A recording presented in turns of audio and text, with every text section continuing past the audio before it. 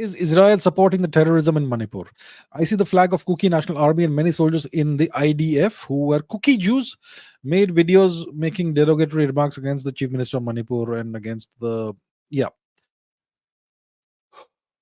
it's a complicated question. Is the government of Israel supporting terrorism in Manipur? There is no evidence that the government of Israel is officially supporting terrorism in Manipur.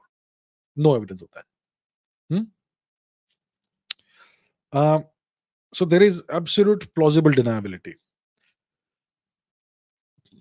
But what you're saying is true. A significant number of these cookies who they have decided that they're not happy living in India, so they have converted to Judaism. I think the government of Israel has helped them to officially convert to Judaism, and then they have gone and settled down in Israel and become Israeli citizens, and some of them are serving in the Israeli defense forces. And many of them made videos posing with automatic weapons and all, threatening the natives of Manipur, and put them on social media. Well, that's true. So those videos were made in Israel, and they threatened the people of Manipur, the indigenous people, and those videos are posted on social media. And yet making derogatory remarks against the chief minister of Manipur, and so on, all that. So those videos, some of those videos were made in Israel by Israeli citizens of Kuki ethnicity. So that has definitely happened. But that is, you can say, it's just individuals who are acting on in an individual capacity. It's not the government of Israel, right? Now, something happened recently. The Israeli government does this track 2, track 3 diplomacy, which is good with India. They invite various Indian thought leaders, so-called thought leaders, or writers, or influencers, etc., to visit Israel and to show the Israeli perspective on what's happening in the region and all. And recently, one such visit happened. Some Indians went there, and they were made to meet a Kuki rabbi. Okay, an Israeli citizen who's of Kuki ethnicity, who's a rabbi. Rabbi is a priest, a Jewish priest, and he explained to them the Kuki perspective on what's happening in Manipur. Now, this individual is an Israeli citizen. He may be of whatever ethnicity, Ethiopian ethnicity, or whatever ethnicity, it doesn't matter. He's an Israeli citizen, right?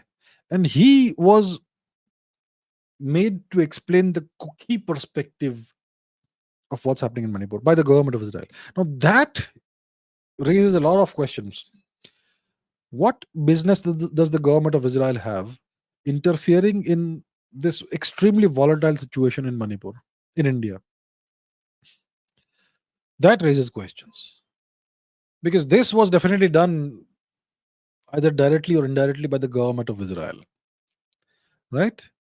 That raises questions. So there is something the government of India will have to look into.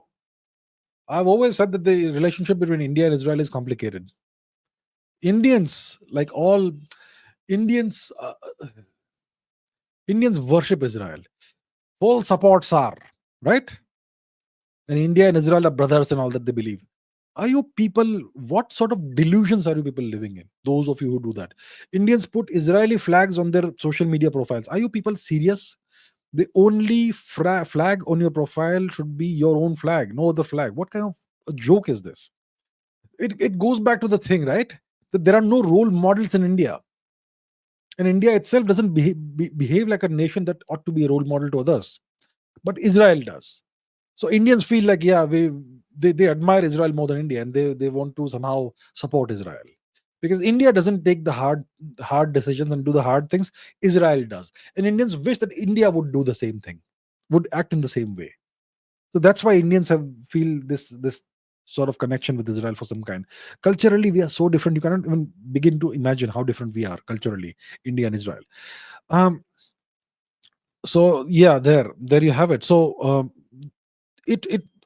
that Kuki rabbi making that individual give some kind of presentation or something to Indians to kind of put certain ideas in the minds of these Indian visitors, that was done by the government of Israel directly or indirectly.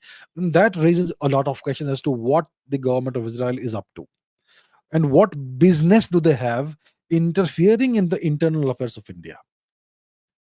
That raises question marks. Definitely. I hope the government of India is paying attention. I don't know, but hopefully they are. One can hope.